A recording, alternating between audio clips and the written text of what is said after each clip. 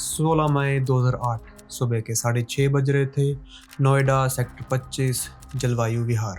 एक मेड नाम भारती मंडल flat number L32 का दरवाज़ा खटखटा रही थी। अंदर कोई है लेकिन कोई आवाज़ नहीं। भारती ने दरवाज़ा धकेला लेकिन दरवाज़ा बंद था। फिर थोड़ा और जोर लगाया और दरवाज़ा खुल गया। भारती अंदर घुसी और सामने एक माँ बेटी के बिस्तर पर बैठी थी। बेटी की गर्दन पर चादर और उस चादर के नीचे वो मंजर जो अगले 17 साल तक हिंदुस्तान को सताता रहेगा। ये कहानी है 14 साल की आरुषि तलवार की, जिसका कातिल आज भी नहीं पकड़ा गया।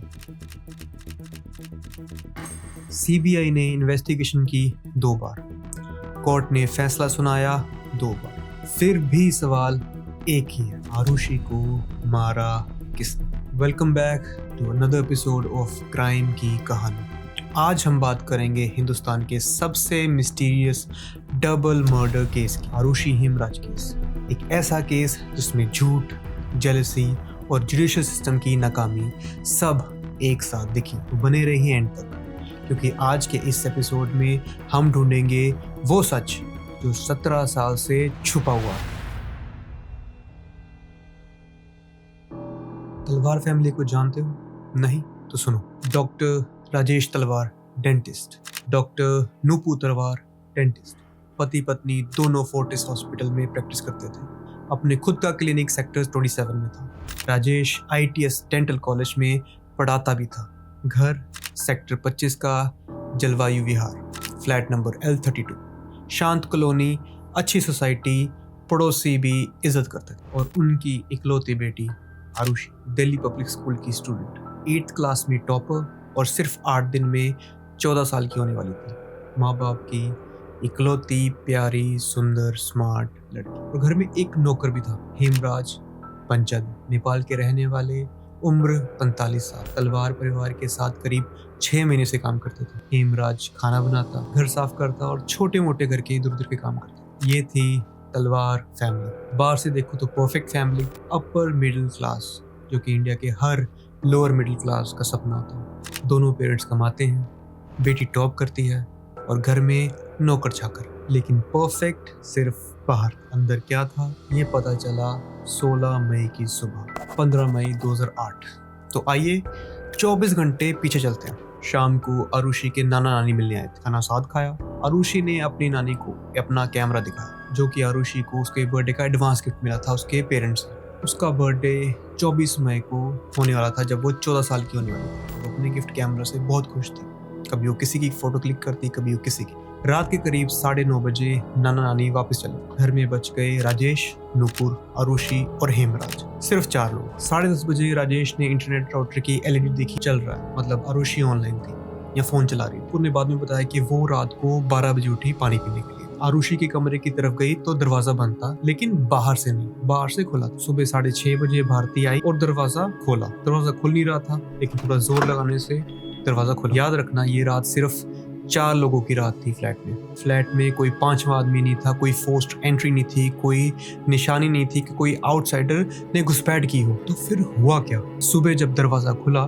सिर्फ एक लाश नहीं मिली थी, मिले थे कितने ही राज। सुबह 7 बजे पुलिस फ्लैट पर पहुंची।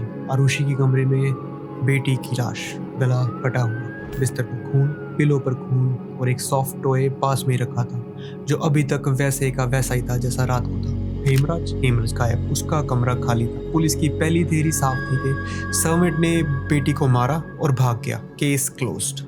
और यूपी पुलिस ने मीडिया को बता दिया कि हेमराज इज द किलर और अब हम मैन हंट स्टार्ट करेंगे। टीवी चैनल्स पे ब्रेकिंग न्यूज, हेमराज की फोटो पूरे देश में, नेपाल बॉर्डर पर अलर्ट। बस एक रात 17 मई की सुबह राजेश के एक दोस्त फ्लैट पर आए। टेरेस का दरवाजा बंद था, चाबी नहीं मिल रही थी। पुलिस ने 24 घंटों में कुछ भी नहीं किया। SP महेश मिश्रा ने बोला था कि दरवाजा खोलो, लेकिन उस टाइम पे किसी कारण से दरवाजा खोला नहीं गया। आखिरकार 17 मई को किसी ने दरवाजा तोड़कर खोल दिया और अंदर हेमराज मरा हुआ, 24 घंटे से, गला उसी तरह कटा हुआ जैसे आरुषि का। हेमराज कातिल नहीं, हेमराज तो खुद भी शिकार। यूपी पुलिस की पहली थ्योरी चकनाचूर हो गई वहीं के वहीं। अब सवाल ये नहीं था कि हेमराज ने क्या किया। ये सवाल था कि दोनों को किसने मारा, और जवाब, फ्लैट में सिर्फ 2 लोग बच गए थे, राजेश और नूपुर तलवार। यहाँ एक बात समझ लो, ये केस सिर्फ मर्डर का केस नहीं था, ये इन्वेस्टिगेशन की नाकामी का केस भी था। 16 मई की सुबह जब पुलिस पहुंची तो क्या हुआ? रिश्तेदार फ्लैट में घूमते रहे, पड़ोसी अंदर बाहर घुसते रहे। किसी ने हाथ धो लिए बाथरूम में, किसी ने कुर्सी पर बैठकर चाय पी। कंपाउंडर विकास सेठी ने आरुषि का कमरा साफ कर दिया। उसका कहना था कि लेडी कांस्टेबल ने परमिशन दी थी। क्राइम सीन बर्बाद, forensic evidence gone, fingerprints mixed और खून का सैंपल कंटामिनेटेड। और फिर आया 17 मई का वो मंजर जिसने केस की दिशा ही बदल दी। यूपी पुलिस के आईजी गुरदर्शन सिंह ने पुलिस कॉन्फ्रेंस की नेशनल टीवी पर और एक लाइन बोल दी जो आज तक केस के साथ जुड़ गई, ऑनर किलिंग। आईजी ने कहा, आरुषि और हेमराज को एक कॉम्प्रोमाइजिंग पोजीशन में देख के राजेश ने गुस्से में दोनों को मार दिया और ये बेइज्जती का बदला था। एक ही पल में मीडिया ने 14 साल की बच्ची का कैरेक्टर असैसिनेट कर दिया। न्यूज़पेपर पे हेडलाइंस लगाए, टीवी एंकर्स ने स्पेकुलेशन की बिना किसी प्रूफ के। ये थ्योरी कभी साबित नहीं हुई थी। एक भी गवाह नहीं मिला, एक भी फोरेंसिक रिपोर्ट नहीं आई, सिर्फ आईजी के शब्द, और वो शब्द 17 साल तक केस के साथ चिपके रहे। ये था पहला गलत मोड़, लेकिन आखिरी नहीं। यूपी पुलिस की नाकामी देके केस सीबीआई को ट्रांसफर कर दिया गया। पहली सीबीआई टीम का हेड अरुण कुमार की टीम ने यूपी पुलिस की थ्योरी रिजेक्ट कर दी। उनका फोकस अलग था, और फोकस किस पे था? 3 लोगों। और कौन थे वो 3 लोग? पहला, कृष्णा थदराय, राजेश तलवार का अपना कंपाउंडर, क्लिनिक में काम करता था। दूसरा, राजकुमार, तलवार परिवार के करीबी दोस्त, दुरानी साहब के नौकर। तीसरा, विजय मंडल, वो था पड़ोसी का नौकर। सीबीआई की थ्योरी, ये 3 लोग रात को हेमराज के कमरे में शराब पी रहे थे। कृष्णा की शराब के नशे में नीयत बिगड़ी तो वो आरुषि की तरफ गया।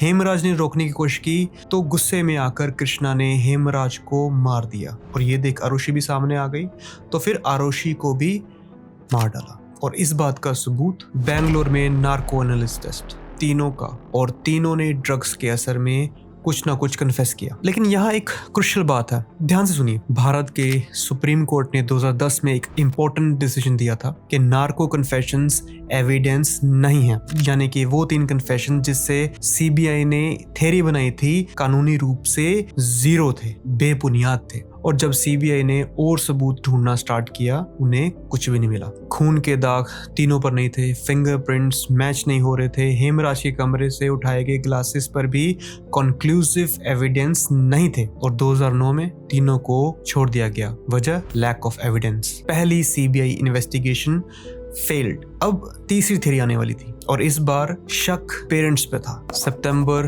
2009, दूसरी सीबीआई टीम के लीड इन्वेस्टिगेटर थे एजीएल कॉल की अप्रोच पहले से अलग थी। उन्होंने एविडेंस को फिर से देखा और एक अलग पिक्चर देखी। फ्लैट में 4 लोग थे, हेमराज डेड, आरुषि डेड, बच गए राजेश और नूपुर। कोई फोर्स्ड एंट्री नहीं, लॉक्स टूटे नहीं, कोई चीज चोरी नहीं हुई, और सबसे इम्पोर्टेंट, तलवार के बेडरूम का एसी रात भर चला। एसी की आवाज इतनी थी कि अंदर से कोई भी शोर बाहर सुनाई नहीं दे सकता था, लेकिन उसका उल्टा भी सच है, बाहर का कोई शोर अंदर नहीं सुनाई देगा। मतलब अगर कोई आउटसाइडर अंदर आता है तो शोर होगा, लेकिन अगर तलवार के कमरे में कुछ होता है तो बाहर की दुनिया को कभी पता ही नहीं चलेगा। कॉल ने दिसंबर 2010 में क्लोजर रिपोर्ट फाइल की।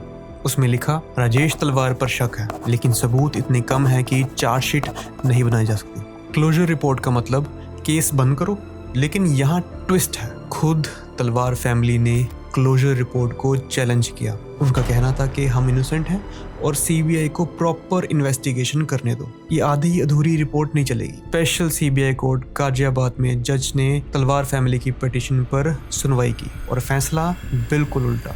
जज ने कहा कि सीबीआई गलत कह रही है, सबूत तो काफी है, ट्रायल चलना चाहिए तलवार फैमिलीज पर। तलवार फैमिली ने अपने पैर पर खुद ही कुल्हाड़ी मारी थी। अब वो एक्यूज्ड बन गए थे अपने ही बेटी के कातिल के आरोप में। ट्रायल स्टार्ट हुआ 2012 में, और ये ट्रायल ऐसे क्राइम की कहानी थी जिसमें एविडेंस सिर्फ सर्कमस्टेंशियल था, डायरेक्ट नहीं, किसी ने कुछ देखा नहीं, सिर्फ सिचुएशंस थी और सिर्फ इन्फेरेंस। ट्रायल चला करीब 14 महीने। गाजियाबाद की स्पेशल सीबीआई कोर्ट के जज श्यामलाल। सीबीआई के 4 आर्ग्यूमेंट्स थे। पहला, फ्लैट में सिर्फ 4 लोग थे, 2 मारे गए, बच गए 2, तो वही कातिल है। दूसरा, गोल्फ क्लब। राजेश के पास गोल्फ क्लब का सेट था, एक क्लब उसमें से गायब था जो कि अलमीरा के ऊपर पड़ा था, साफ किया हुआ। सीबीआई का कहना था कि यही मर्डर वेपन था। तीसरा, हेमराज की बॉडी टेरेस पर चादर में लिपटी, खून के दाग टेरेस की सीढ़ी तक नहीं थे, मतलब बॉडी को एक सर्टेन तरीके से उठाया गया था। सीबीआई ने कहा कि प्रोफेशनल लेवल का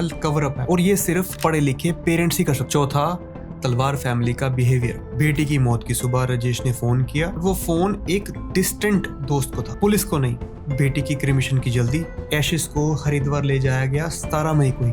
नवंबर 25, 2013 जज श्यामलाल ने फैसला सुनाया, दोषी दोनों राजेश और नुपुर, आरुषि और हेमराज के मर्डर, साथ में एविडेंस छुपाने का आरोप भी। सजा उम्र कैद। कोर्ट में नुपुर तलवार फूट के रोई और राजेश टंड खड़े रहे। दोनों को 10 जेल में भेज दिया गया, गाजियाबाद। लेकिन यहाँ से एक अलग आवाज उठी। जर्नलिस्ट एविरुक्सेन ने एक किताब लिखी, आरुषि। उसमें बताया सीबीआई ने सबूत कैसे ट्विस्ट किए, कैसे गवाहों के स्टेटमेंट्स बदले, कैसे जज ने प्री जजमेंट लिखा था। पब्लिक भी धर्म संकट में थी। आधी कंट्री बोलती थी कि ये हत्या पेरेंट्स ने की है और दूसरी आधी ये इंसाफ नहीं, बदला है गलत इन्वेस्टिगेशन का। राजेश और नुपुर दसना में 4 साल रहे, अपनी ही बेटी के कातिल बन के, और वो लड़ाई जारी रखी हाई कोर्ट में। 12 अक्टूबर 2017 Allahabad high court, justice BK Narayana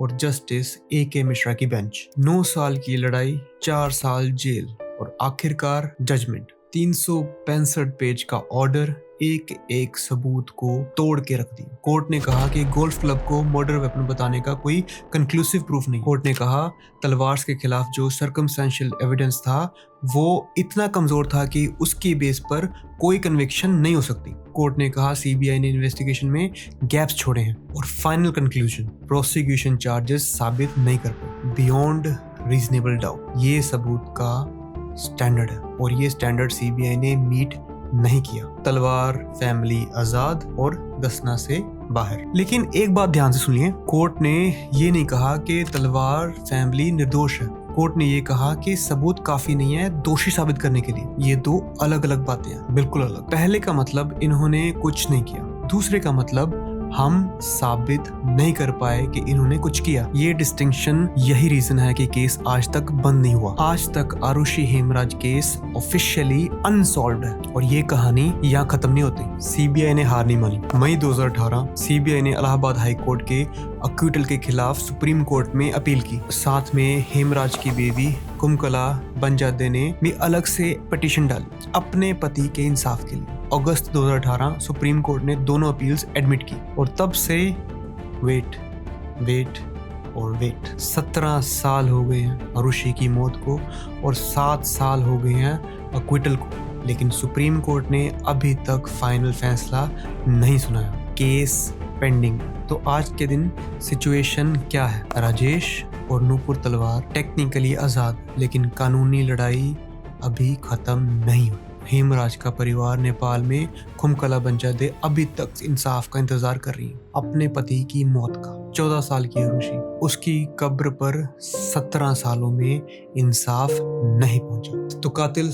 कौन था? पहली थ्योरी, पेरेंट्स ने मारा लेकिन कोर्ट ने रिजेक्ट कर दिया। दूसरी थ्योरी, 3 नौकर, लेकिन सीबीआई ने ही रिजेक्ट कर दिया। तीसरी थ्योरी, कोई आउटसाइडर, लेकिन कोई फोर्स्ड एंट्री नहीं। चौथी थ्योरी, सच कभी पता नहीं चलेगा। मे बी ये सबसे डरावना सच है। एक 14 साल की बच्ची अपने कमरे में सोई थी, सुबह उसकी लाश मिली, उसके घर के नौकर को भी मारा गया। दोनों का कातिल उस फ्लैट में ही था उस रात, वो 4 दीवारों के अंदर। 17 साल बाद भी हम नहीं जानते कि वो कौन था। ये सिर्फ एक मर्डर मिस्ट्री नहीं है, ये हमारी इन्वेस्टिगेशन सिस्टम की फेल्ड स्टोरी है। ये मीडिया के काम की कहानी है और ये जुडिशरी के अंदर स्लो प्रोसेसिंग की मिसाल है। और ये एक फैमिली की ट्रेजेडी है, चाहे वो फैमिली कातिल थी या नहीं। आरुषि तलवार, हेमराज बंजादे, 16 मई 2008। नाम याद रखना, क्योंकि इंसाफ अभी तक नहीं मिला। और शायद कभी नहीं मिलेगा। अगर ये वीडियो पसंद आया तो लाइक करो, सब्सक्राइब करो और कमेंट में बताओ कि आपका क्या कहना था। तलवार फैमिली कातिल थी या उन्हें फंसाया गया था? अपनी राय जरूर शेयर करिएगा। और अगर आप ऐसे और केसेस देखना चाहते हैं, हिंदुस्तान के अनसॉल्व्ड मिस्ट्रीज, तो बेल आइकन दबाएं। मिलते हैं अगले एपिसोड में। तब तक के लिए सुरक्षित रहिए, सावधान रहिए।